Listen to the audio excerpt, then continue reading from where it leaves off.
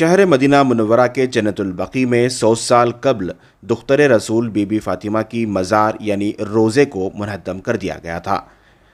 मुनहद्दम करने की वजह हुकूमत ने इस्लाम में मज़ार यानी खुसूसी तौर पर इमारत या रोज़ा बनाने का कोई गुंजाइश नहीं है।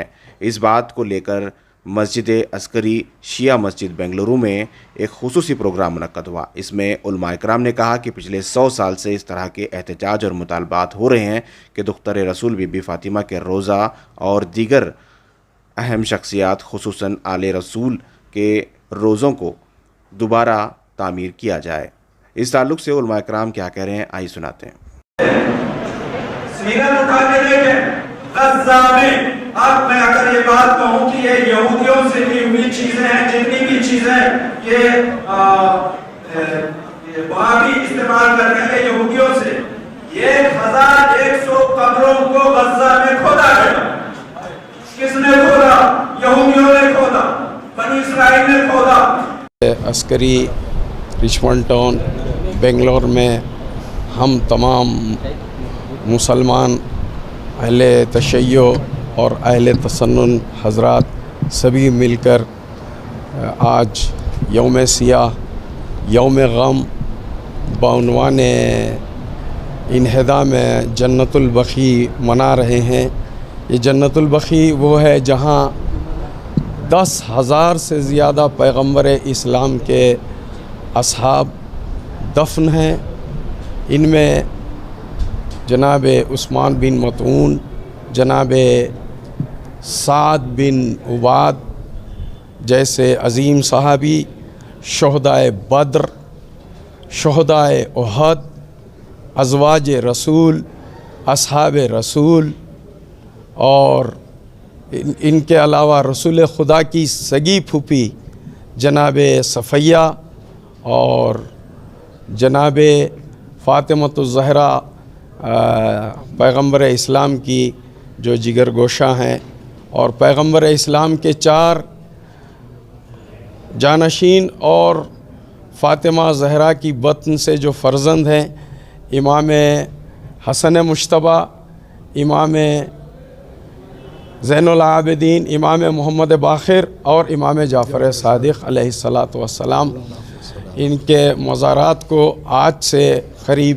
100 साल पहले 1924 में ब्रिटेन के हुक्मरानों के इशारों पर आले सऊद ने मुनहदिम कर दिया था।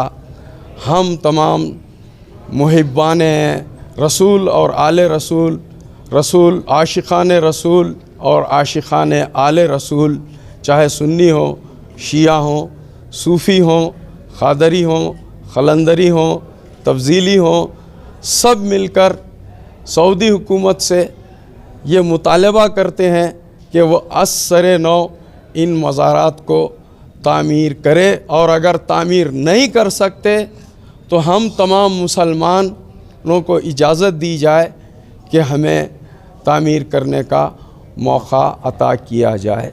वस्सलामु अलैकुम व रहमतुल्लाहि व बरकातुहू।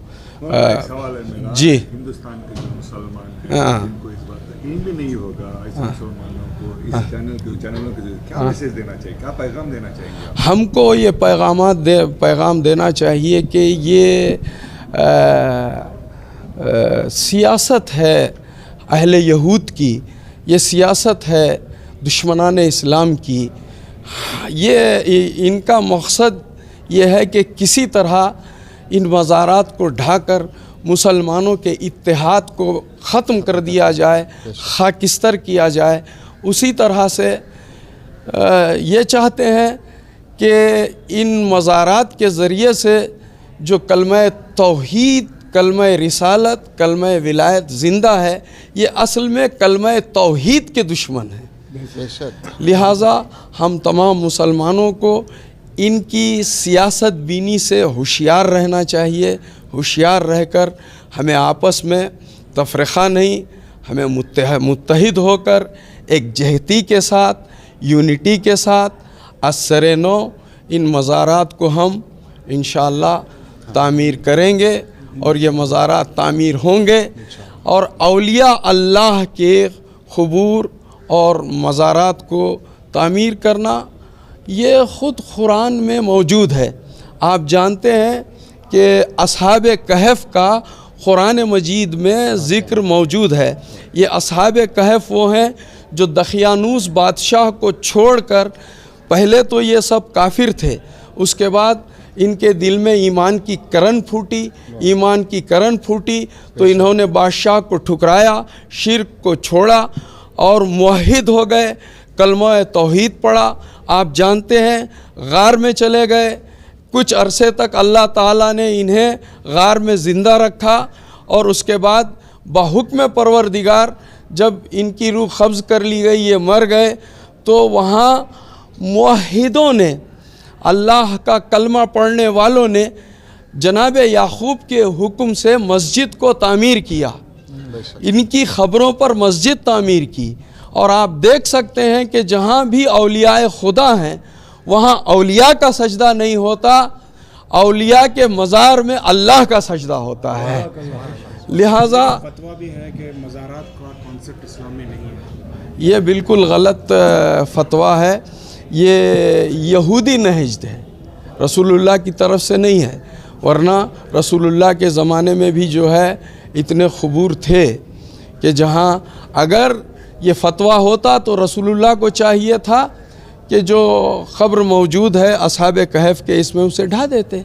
मस्जिद तो वहाँ मौजूद है, कुरान मजीद की जो है सरीही आयत है, आयत कुरान जो है मुदल्लल हैं इस पर, और जनाब याकूब अलैहिस्सलाम ने मस्जिद बनवाई। हम अगर वहाँ मज़ार बनाते हैं, मस्जिद और मज़ार का मतलब अल्लाह का सजदा होता है और अल्लाह ने ख़ुद हुक्म दिया है। देखिए, तौहीद का मतलब ये नहीं है कि सिर्फ़ हम अल्लाह अल्लाह अल्लाह करते रहें। तौहीद का मतलब ये है कि अल्लाह को भी माने, अल्लाह ने जिस को जो रुतबा अता किया है उस रुतबे का भी हम इकरार करें। अगर अल्लाह ने मोहम्मद को रसूल कहा है तो हम बंदा नहीं कह सकते, रसूल कहेंगे, और रसूल को अल्लाह नहीं कह सकते। अली को वली कहा है तो अली को हम सिर्फ वली कहेंगे, वली मुतलक कहेंगे, अल्लाह नहीं कहेंगे। अल्लाह कहना जुर्म है और वली ना मानना कुफ्र है। जनाब 100 साल पहले जिस जुल्म के खिलाफ आप आवाज़ आज उठा रहे हैं, आज के सऊदी के हुक्मरानों की अगर हम बात करें, गजा में जो बच्चों का कत्लेआम हो रहा था तो सऊदी हुकूमत शकीरा को बुलाकर नचवा रहे थे। यहाँ पर 50 से ज़्यादा मुस्लिम हुक्मरान कंट्रीज है, ऐसे लोग खामोश क्यों हैं, क्या लगता है? आप जिंदा और सलामत रहें, इसलिए कि इनका ज़मीर मर गया है, ज़मीर मुर्दार हो गया है।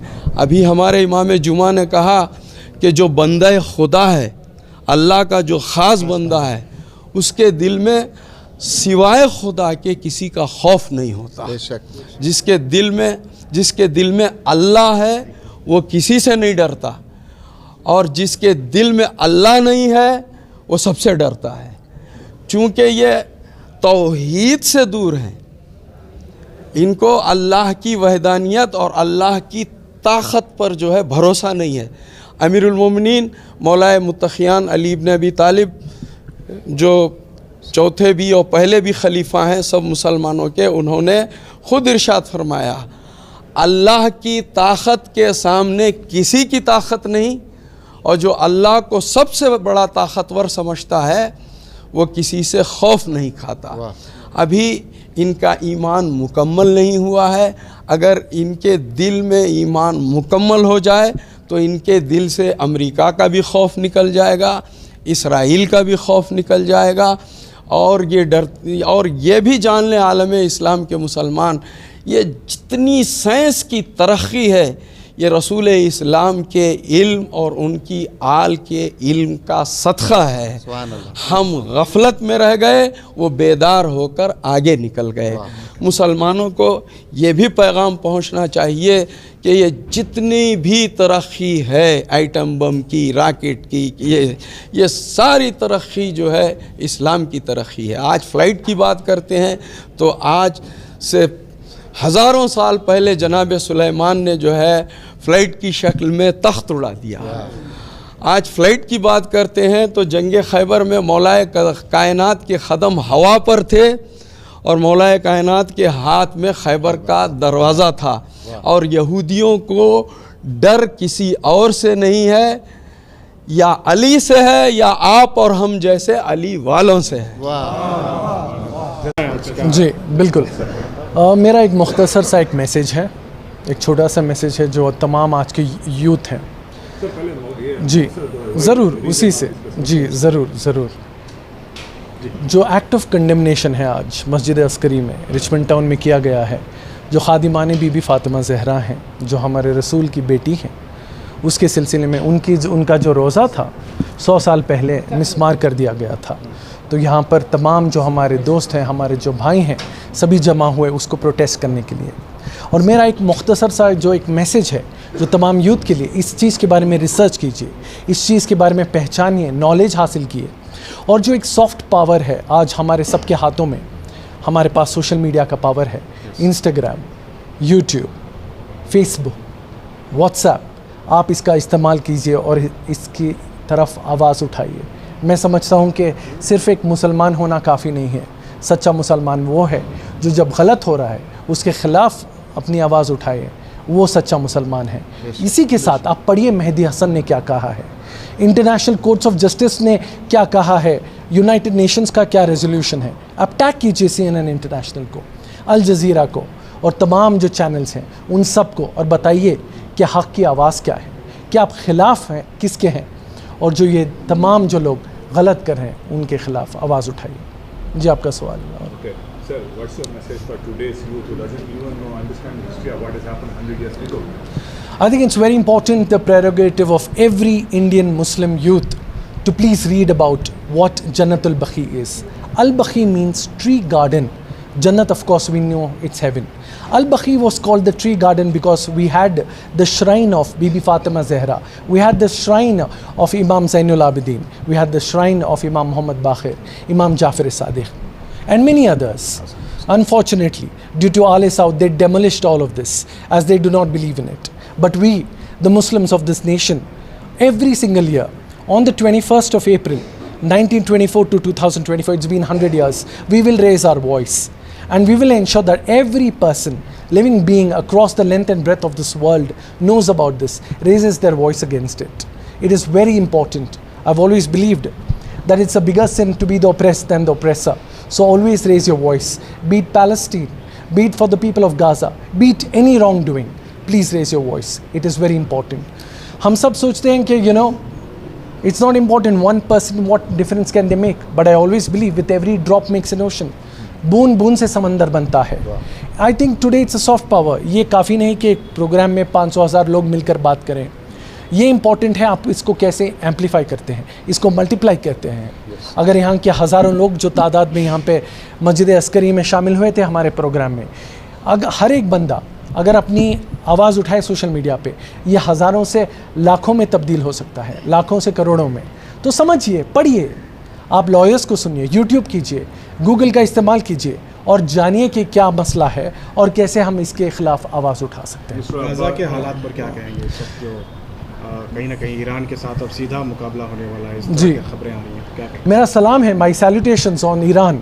कैसे कि बहुत सारे जो मुसलमान कंट्रीज़ हैं वो चुप रहे हैं, ईरान ऐसा केवल एक मुल्क है जो हमेशा सिर्फ आवाज़ ही नहीं, हर तरीक़े से इन गुनहगारों के साथ, इन जुल्म करने वालों के साथ अपना एक जंग जारी कर रहा है। मैं समझता हूँ ईरान जो कर रहा है बिल्कुल सही है, और जो तमाम जो मुसलमान कंट्रीज़ हैं उनको शामिल होना चाहिए, क्योंकि गाज़ा में जो हो रहा है 30,000 से ज़्यादा लोगों की मौत हो चुकी है, उनमें कितने हज़ारों बच्चे हैं, औरतें हैं। हम सबको जुड़ जाना चाहिए, क्योंकि अगर जुल्म देखना मैं समझता हूँ एक बहुत बड़ा गुनाह है। जुल्म के ख़िलाफ़ आवाज़ उठानी चाहिए। सर, आप आवाज़ उठाए, आप कह रहे हैं कि मुस्लिम कंट्रीज़ को मदद कर रहे हैं। जॉर्डन भी मुस्लिम कंट्री है, लेकिन आपने जॉर्डन के किंग को किस तरह उसने इजराइल को सपोर्ट किया ईरान के खिलाफ अपना एयर स्पेस देकर, इस बारे में क्या कहेंगे? बिल्कुल गलत है। मैं हालांकि नेशनल मीडिया पे इसी आवाज़ उठाया हूँ। जो मुसलमान के जो रहबर बनते हैं, चाहे वो सऊदी अरेबिया हो, क़तर हो, कुवैत हो, जो भी कंट्रीज़, ये वक्त वही है जब आपको करार देना होगा कि आप सिर्फ अच्छे मुसलमान नहीं, एक अच्छे कंट्री भी हैं, जो सॉवरेन नेशन में, ह्यूमैनिटी में आपका भरोसा है, तो इसको जारी करना होगा। जैसे कहते हैं कि इन अंधेरों का जिगर चीर कर नूर आएगा, अगर है फ़िरौन तो मूसा भी ज़रूर आएगा। फ़िरौन कौन है? फ़िरौन वो है जो इज़राइल कर रहा है, यही फ़िरौन है। हम सबको और जो तमाम कंट्रीज़ हैं उन सबको मिलकर एक जो मूसा अलैहिस्सलाम ने किया था वो करना है। और मैं समझता हूँ कि आज के युवा में बहुत ताकत है, नौजवानों में बहुत ताकत है, इस्तेमाल कीजिए, पढ़िए इसके बारे में और अपनी आवाज़ बुलंद कीजिए, हक़ की लड़ाई लड़िए जो बहुत ज़रूरी है। शुक्रिया। शुक्रिया। सेंटर में सर, आज प्रोग्राम जो रखा गया जन्नतुल बक़ी की दोबारा तामीर के लिए, जो मरकज़ वहाँ पे थे उस मरकज़ को दोबारा बनवाने की रिक्वेस्ट जो है सऊदी गवर्नमेंट को पेश किया गया है। ये आवाज़ उठाई गई है कि भाई जैसा मरकज़ था वैसा बनना चाहिए। सवाल अब रही बात, सवाल ये हो सकता है कि क्यों बनना चाहिए, तो हम ये कह सकते हैं आप लंदन के किसी म्यूज़ियम में चले जाइए, फ़लाँ बादशाह की तलवार है, फ़लाँ बादशाह के कपड़े हैं, फ़लाँ बादशाह के ये था और वो था, वो हीरा था, पत्थर तो आपने बचा के रख लिए। क्यों? ये देखें, ये होते हैं निशानियाँ। जब एक हिस्ट्री की कुछ निशानियाँ होती हैं, जैसे शहज़ादी की कब्र है या इस्लाम के जो निशानियाँ हैं, उसको बाक़ी रखना ज़रूरी है। क्यों? क्योंकि जब आप म्यूज़ियम जाते हैं उस तलवार को देखते हैं तो सवाल करते हैं ये तलवार किसकी है, क्या है। जब एक निशानी से उसकी पूरी हिस्ट्री की तरफ जो है इंसान रुजू करता है, तो आप देख सकते हैं सऊदी गवर्नमेंट ने धीरे धीरे जो इस्लाम के निशानियात थे उसको एकदम मामूली बना दिया ताकि देखने वाला ये सवाल ना कर सके कि ये निशानी क्या है और क्यों है, इसके पीछे क्या रीज़न्स जो है लोगों को ज़्यादा पता ना चले, एकदम कॉमन कर दिया हर चीज़ को। तो आप किसी भी गवर्नमेंट के आप म्यूज़ियम में जाके देखें, हर बादशाह की निशानी आपको मिलेगी, लेकिन इस्लाम की निशानियों को क्यों मिटाने की कोशिश की जा रही है, ताकि हिस्ट्री ऑफ इस्लाम जो है वो धीरे धीरे कॉमन हो जाए, मामूली सा हो जाए। एक और दूसरी बात आप देख सकते हैं कि ये जो आवाज़ उठाई गई है वो इसी हवाले से कि भाई आप गुजारिश हम तमाम मुसलमानों के जानिब से, आलम इस्लाम से भी हमारी गुजारिश है कि आप हम में से हर मुसलमान से मेरा यह सवाल है कि आप एक छोटे से वली खुदा की मज़ार को तोड़ना जो है बर्दाश्त नहीं करेंगे और आवाज़ उठाएंगे, सबके सब रोड पे आ जाएंगे। और यहाँ एक लौती बेटी रसूल इस्लाम की, उनके मज़ारात और जो असहाब थे, पूरे जन्नतुल बक़ी में असहाब और बड़े बड़े शख्सियात वहाँ पे दफन है, उसे एकदम कॉमन ऐसे कर दिया कि जाने वाला कोई सवाल ही नहीं उठा सकता। सारी की सारी ख़बरें एक जैसी हैं, वो कोई पूछेगा ही नहीं कि ये ख़बर किसकी है और क्या है, इसके पीछे छुपी हुई हिस्ट्री क्या है। तो ऐसा नहीं है कि शिर्क के लिए, अब हो सकता है जो तोड़ा जा रहा है उसके रीज़न, अगर ये शिर्क है, ये कुफ्र है, कि भाई अगर वो शिर्क और कुफ्र करने वहाँ जा रहे थे तो फिर हम यहाँ मस्जिद में कर क्या रहे हैं। मस्जिद में यहाँ तौहीद नज़र नहीं आती, वहाँ का शिर्क नज़र आता है, मस्जिद की तौहीद नज़र नहीं आती कि भाई किस तरह से ये लोग नमाज़ पढ़ रहे हैं, उसी वहदहु ला शरीक की गवाही दे रहे हैं, अशहदु अल्ला इलाहा इल्लल्लाह। तो बहरहाल ये साफ़ एक रीज़न बनाया गया। अब जैसे एहतजाज किया, मतलब वीटो पावर इस्तेमाल किया अमेरिका कि नहीं, फ़िलिस्तीन के कंट्री बनने के लिए वीटो पावर इस्तेमाल किया कि नहीं बनाएंगे। अब फिर बाद में आगे कहता है कि हम इस बात के साथ हैं। याद रखिए, कभी भी जुमलों पे नज़र ना दोहराइए। तमाम आलम इस्लाम से मेरी गुजारिश है कि कौन क्या बोल रहा है मतलब नहीं है, कौन क्या कर रहा है ये हमारे लिए सबसे इम्पॉर्टेंट है। इसराइल के बयानात क्या हैं वो हमारे लिए इम्पॉर्टेंट नहीं है, इसराइल का किरदार क्या है मैदान में, ये हमारे लिए सबसे ज़्यादा इम्पॉर्टेंट है।